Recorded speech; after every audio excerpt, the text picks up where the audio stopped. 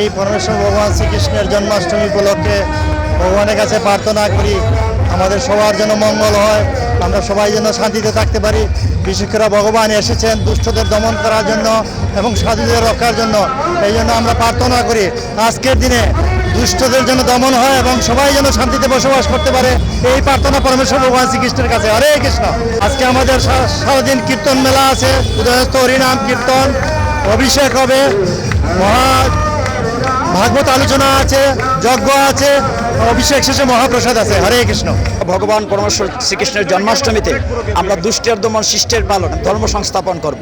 আর সবচেয়ে বড় কথা, ভগবান শ্রীকৃষ্ণ যে সাম্যের রাজ্য স্থাপন করতে চেয়েছিলেন, সকলে মিলে আমরা ধর্ম বর্ণ নির্বিশেষে সকলে মিলে মিলিতভাবে আমরা আমাদের অভিষ্ট লক্ষ্যে পৌঁছাবো, সকলকে মিলিয়ে নিয়ে যাব, সকলের সাথে মিলন ঘটবে। আজকের এই র্যালিতে বড় বিষয় সেটি। ঠাকুরের কাছে প্রার্থনা শান্তি, আমরা ঐক্যের প্রতি চাই, আমাদের যে দেশের মঙ্গল হোক, আমাদের জনগণ যাতে শান্তিতে থাকে সেই চেষ্টাই আমরা প্রার্থনা করবো ভগবানের কাছে যে আমরা যেন সবাই ভালো থাকি।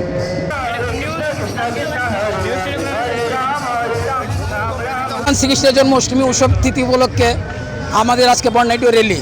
সেই র্যালিতে আমরা ভগবান শ্রীকৃষ্ণের কাছে প্রার্থনা করি, বিশ্বের সকল জাতির মঙ্গল কামনা করি।